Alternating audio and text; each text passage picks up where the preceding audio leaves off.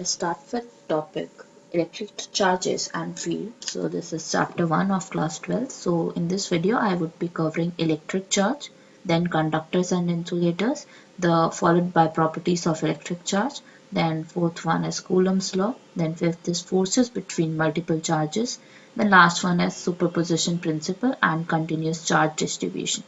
So when I talk about electric charge, charge is a physical property of certain fundamental particles such as electrons and protons by virtue of which they interact with the other similar fundamental particles. Now, if you want to distinguish them on the nature of interaction, then charges are divided into two parts, that is positive charge and a negative charge. Then you should know what is the SI unit of charge. SI unit of charge is coulomb, and the smallest charge known to us, its magnitude is equal to 1.6 into 10 raised to power minus 19 coulomb. That is charge of one proton or electron. You can write one proton charge equal to 1.6 or as charge of one electron. It is same. Whether you take charge of one proton or one electron, it would be same, that is 1.6 into 10 raised to power minus 19 coulomb. Now, when I talk about an atom, if you want to actually understand the nature and behavior of charge fully, then you should actually keep atomic structure in your mind. So as you know, the atom consists of a nucleus. In between we have a nucleus. It has concentrated with positively charged particles, protons, and neutral particles, that is neutrons. Has enormous amount of protons and neutrons within the nucleus, and negatively charged electrons revolve around nucleus. So you must remember this structure if you want to know what electric charges are and what is actually electrostatics.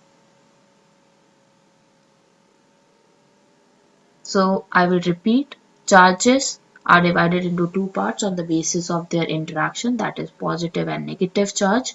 SI unit of charge is coulomb. E in this case is magnitude of the smallest known charge, that is 1.6 into 10 raised to power minus 19 coulomb. Now if you want to understand the nature and behavior of charge fully, you must know atomic structure, that is in between we have a nucleus that consists of protons and neutrons, and on the outer circle, as you can see on the screen, has negatively charged particles, that is electrons. They revolve around nucleus, and now it is the transfer of these electrons which causes negative charge to pass from one body to another, and in the process the first body gets positively charged.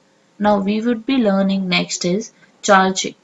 So I would be continuing this lecture with charging of a body. That is, charging of a body has been divided by charging by conduction and charging by induction. It has two methods. One is conduction and another is induction.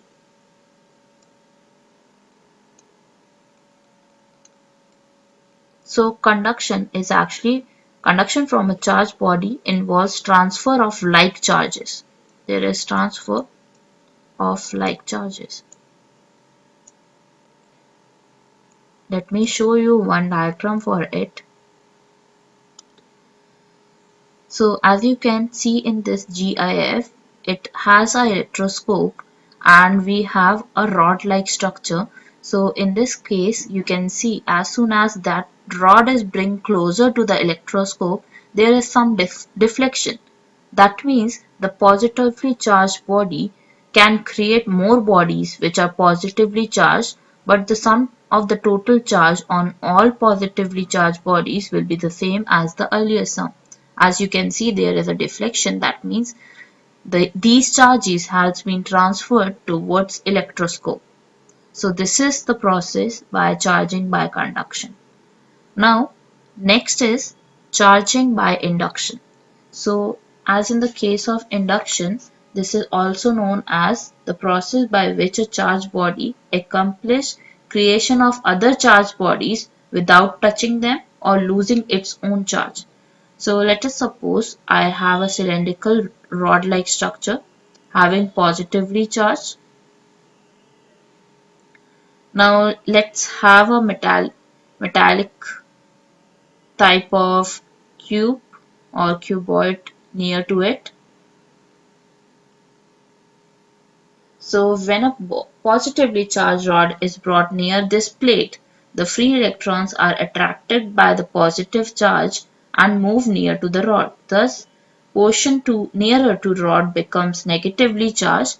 This part will have all the negative charges, and the opposite part will become positively charged. So in the process of conduction, there is transfer of like charges, whereas in this case in induction, we have positive charges when we bring a rod towards it. Then if we have a plate-like structure, it will gain opposite charges, that is negative charges. As it is positive, they will have negative, and the opposite of it we have positive. Now suppose I bring a rod that has negative charges, and the plate will gain positive charges on it, and the later part of it will have negative charges,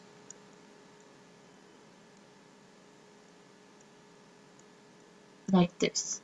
So this is the difference between conduction and induction process. Let's start with conductors and insulators. So conductors are those which allow electricity to pass through them easily. They are known as electric current conductors, and they have free electric charges in it. So if they are free, they can conduct electricity. It possesses free charges. If there are free charges, that means they can conduct electricity. Whereas in the case of non-insulators like glass, wood, nylon, plastic, they offer such high resistance to the passage of electricity that they cannot pass through them. So that means they don't have free charges in it. Therefore, they cannot conduct electricity. Now examples could be glass, it could be wood, it could be polyester, and many more are there. So this is the difference between conductors and insulators. This is very important. You should know like why conductors only conduct electricity, because they have free charges in it, and whereas in the case of insulators they don't have any free charge, therefore they cannot conduct electricity. Now moving on to the properties of electric charge. So the first property of electric charge is conservation of charge. So when we talk about conservation of charge, it is very simple to understand. It says that charge is conserved, that is, total charge on an isolated system is constant. Let's study what it is about. So the first part is conservation of charge.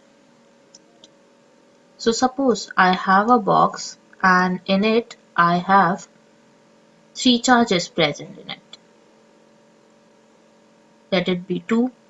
First one be 2 microcoulomb, 3 microcoulomb, and another be minus 1 microcoulomb.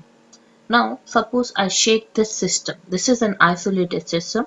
That means through this system, the boundary of which no charge is allowed to escape to enter or enter.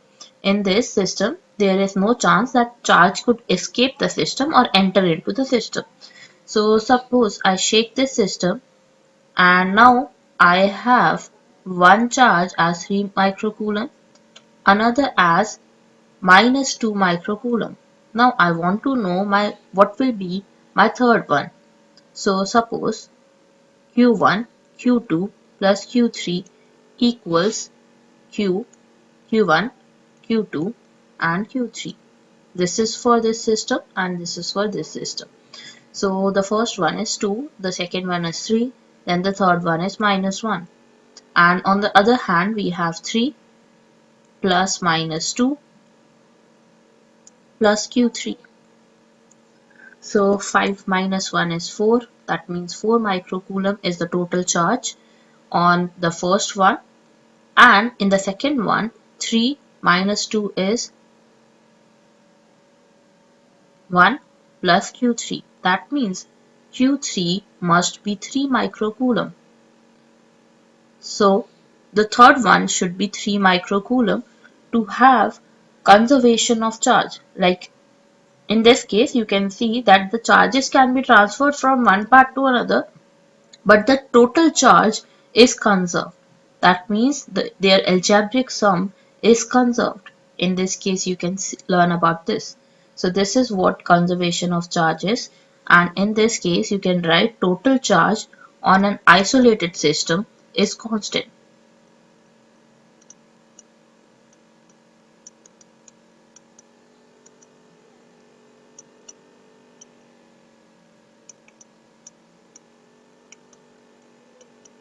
Second property, it is quantization of charge.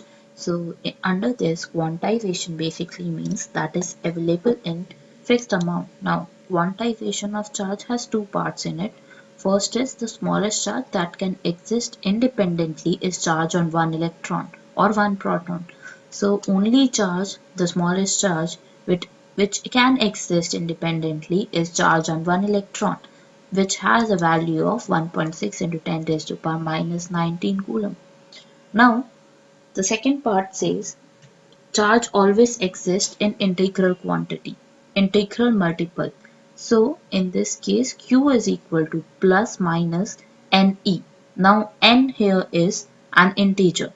Now, integer basically means has a fixed value like 0, 1, 2 or so on.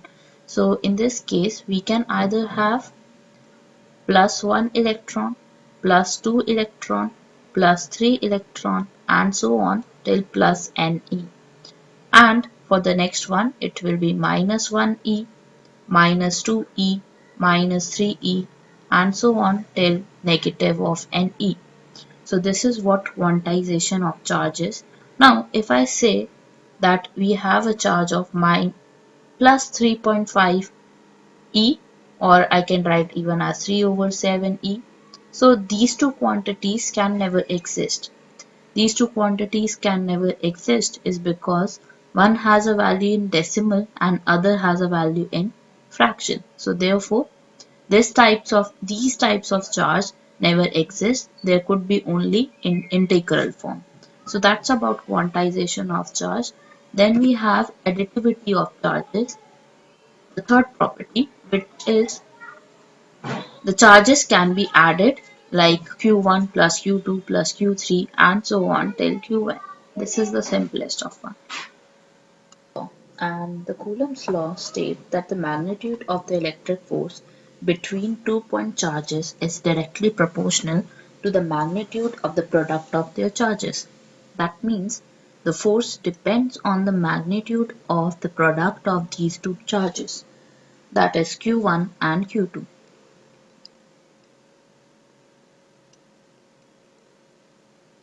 Now, the second thing, it states that it is inversely proportional to the square of the distance between them. Let us take r as the distance between these two quantities. So this means it is inversely proportional to r square. Square to the distance between them, that is r square. Now, if you want to represent it in mathematical terms, so it can be written as F is directly proportional to Q1 dot Q2 over r square. Now if you want to remove the proportionality sign, it will be equal to k q1 dot q2 over r square. Now this k is actually a proportionality constant whose numerical values depend on the system of units used. So k actually has a value of 1 over 4 pi epsilon naught, where epsilon naught is permittivity of free space, and its total value is calculated value is 8.988 into 10 raised to power 9 Newton meter square over Coulomb square, or you can take it as 9 9 into 10 raised to power 9, same values. So Newton meter square over Coulomb square. So this is what K is. Now suppose you have two charges Q1 and Q2, they have same sign. If they have same sign, then the forces will be repulsive. When the charges have opposite signs, the forces are attractive. So this is what I need to tell you in Coulomb's law. This is the simplest form. Now if you want to write Coulomb's law in vector form, it could be written as, let's draw 2 points Q1 and Q2. So in this I have drawn Cartesian form. So in this we have Q1 and Q2. Q1 has R1 equals position vector for Q1 and R2 is for Q2. R2 is again a position vector. Now as per Coulomb law, we need to find force on Q2 applied by Q1 will be. So in this case, Q2 applied by Q1 will be 1 over 4 pi epsilon naught Q1 dot Q2 over R21 whole square, and here we need to apply a unit vector.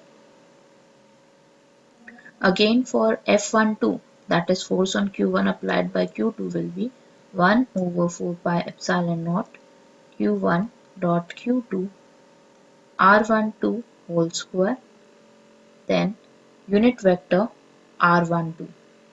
Now R21 represents R2 minus R1, whereas R12 represents R1 minus R2. These are the unit vectors. Now, as you know, unit vectors are represented by vector over magnitude.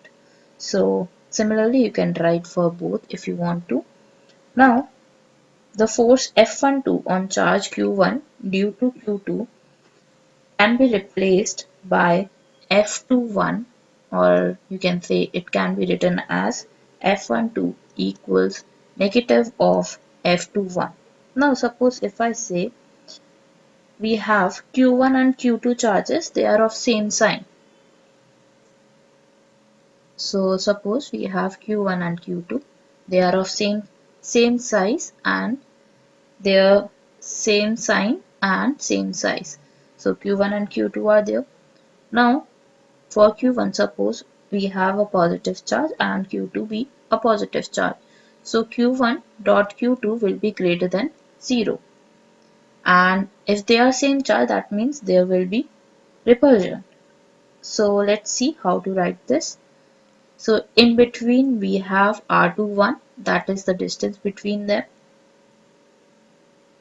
and Q1 and Q2. For Q1 and Q2, the direction for F12 will be on this side and for F21 will be on this side. So therefore for F21 we write R21. Now let's see for other case, that is Q1 and Q2 are of opposite sign. So if Q1 and Q2 are of opposite sign, then suppose Q1 is a positive one. So it will be in this direction, and Q2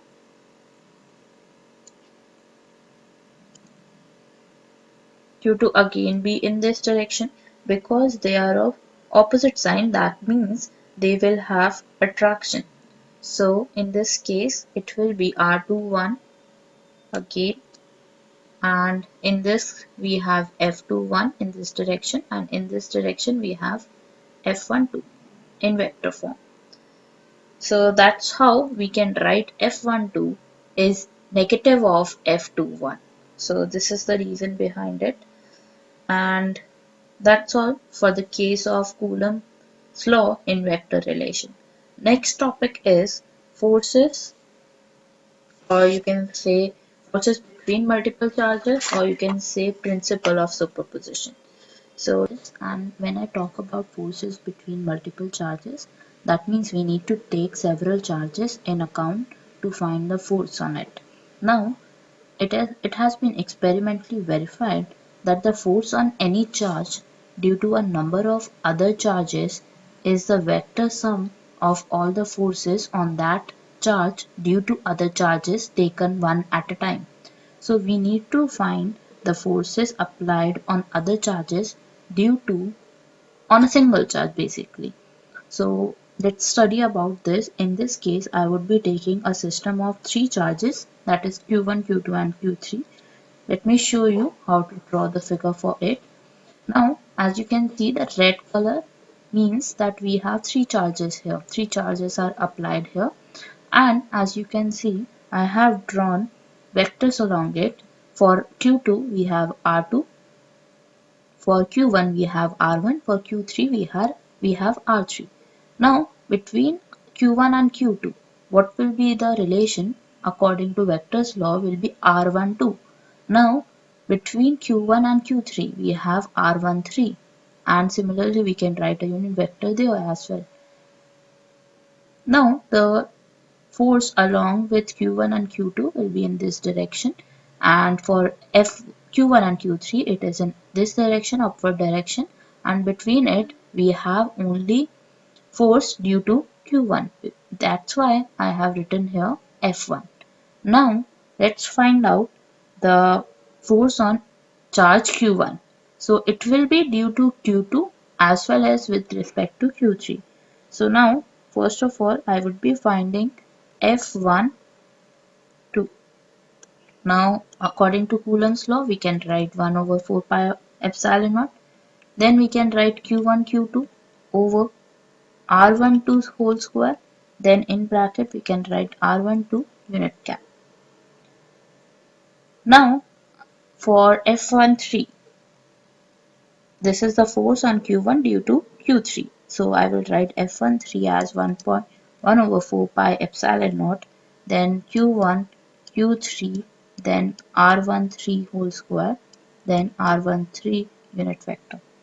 Now in this case we need to find F1. If we need to find F1, it will be sum of F12 plus F13. So F is equal to F12 plus F13. So now you can put the values here and you will get your solution. You just need to put the value of F12 and F13. Now if I say that I have n number of charges, so how would you write the formula for same? So it will have 1n till 1n like this. So I will let you know how to write that for. This is just for F1 now in this case. So it will be with respect to other charges. So as we have three charges and we are finding for F1, so it will be due to other two charges, that is F12 and F13. If suppose I have four charges, then it will be F12 plus F13 plus F14. That's how you need to write. Now I am writing for only one, and in the system we have three charges, so therefore the formula is like this. Now suppose we have n number of charges and we need to find F1 in that case. So F1 equals F12, F13, F14 and so on till F1n. 1 will be as it is, and this is the actual variable part in this case. So now how would you write this equation is 1 over 4 pi epsilon naught is common for all. In this we have Q1 Q2 and R12 whole square, then R12 cap unit vector. For 1 3 it will be Q1 Q3 over R13 square, then R13 cap. Then similarly for all, and in the last we have Q1 Qn R1n whole square, then R1n unit vector. Now if you want to write in terms of summation, so it will be like this. Q1 is same in all the case, so I can take Q1 common here. So Q1 over 4 pi epsilon naught is common from all the values. Then you have to write summation and here we write I, which is a variable, and here you have to write the n number of charges. And as you know that 1 is there, so we have taken common q1 common and started from 2. So that means I should start from 2. So I is equal to 2. Then you will write qi because I will be changing here, and r1I whole square, then r1, sorry, 1I. This is not a cap because it would be changing. We would be changing the value of I, then only we can get the value for nth term. It could be anything, like n could end at 10 as well. It could end at 100 as well. So that's all in the case of superposition. So this is actually known as well as principle of superposition.